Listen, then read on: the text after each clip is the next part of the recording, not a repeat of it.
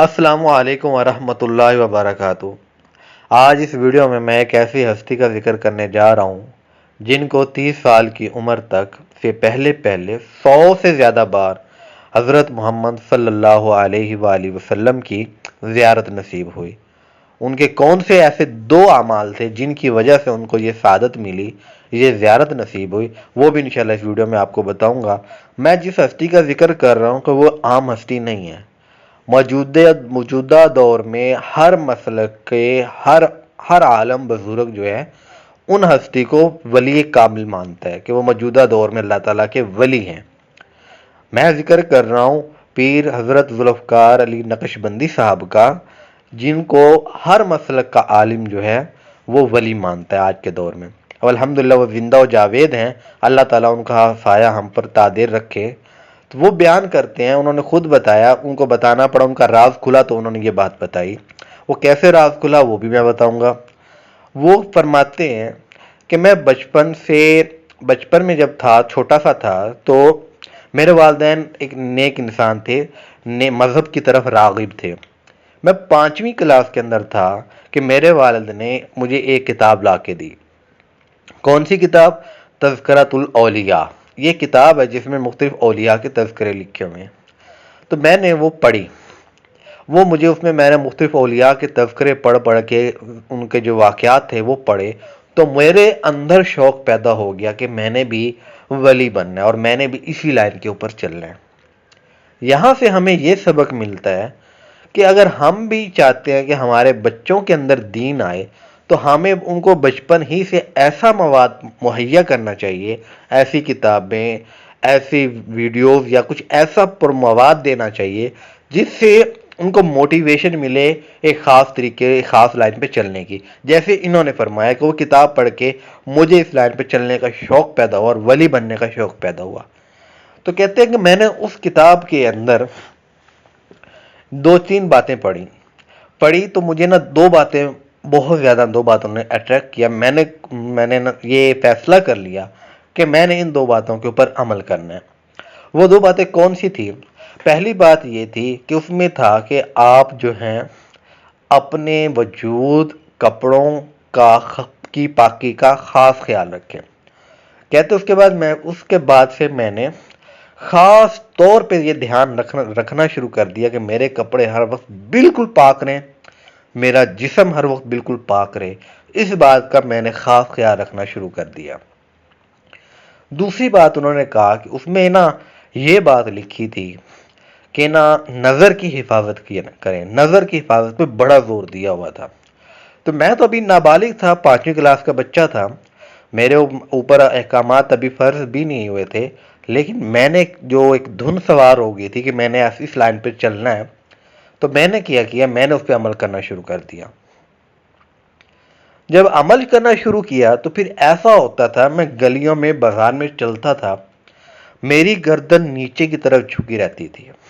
اس کا پھر ایک سائیڈ ایفیکٹ یہ ہوا کہ جو محلے کی آنٹیاں تھیں یا جو رشتہ دار عورتیں تھیں، رشتہ دار تو نہیں، انہوں نے آنٹیوں کا ذکر کیا، محلے کی جو آنٹیاں تھیں وہ میرے گھر آ کے میری امی سے شکایت کرتی کہ یہ پاس سے گزر جاتا ہے اور سلام تک نہیں کرتا، نہ سلام لیتا ہے۔ تو میری امی بڑے غصے ہوتی تھی، مجھے بلا لیتی تھی، کہتی تھی کہ تو نے اس آنٹی کو سلام کیوں نہیں کیا؟ یہ آنٹی میری اتنی قریبی ہیں، اتنی عزیز ہیں، میری سہیلی ہیں، تو نے ان کو سلام کیوں نہیں کرتا، ان کو پاس سے گزر کیوں جاتا ہے؟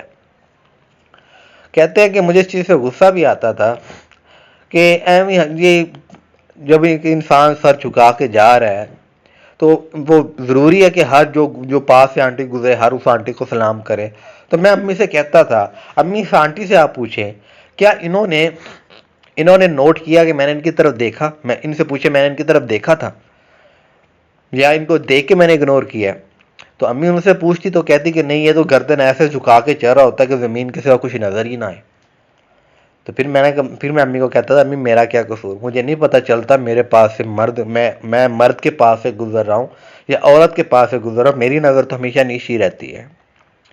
تو یعنی وہ فرماتے ہیں کہ میں اتنی زیادہ نظر کی حفاظت کے اہتمام کرنے لگ گیا کہ میں چلتا تھا، میں صرف زمین کو دیکھتا تھا اور زمین کو دیکھ کے میں چلتا رہتا تھا، میری نظر کسی بھی نامحرم پہ نہ پڑتی تھی اور نہ کبھی پڑنے دی۔ جب یہ عمل جو میں نے کیا تو پھر اللہ تعالیٰ نے، ایک عرصے تک میں یہ عمل کرتا رہا، اس کے بعد اللہ تعالیٰ نے مجھے اس کی برکات دکھائی، مجھے ان کی برکات محسوس ہوئی کہ اس عمل کی کتنی زیادہ برکات ہیں۔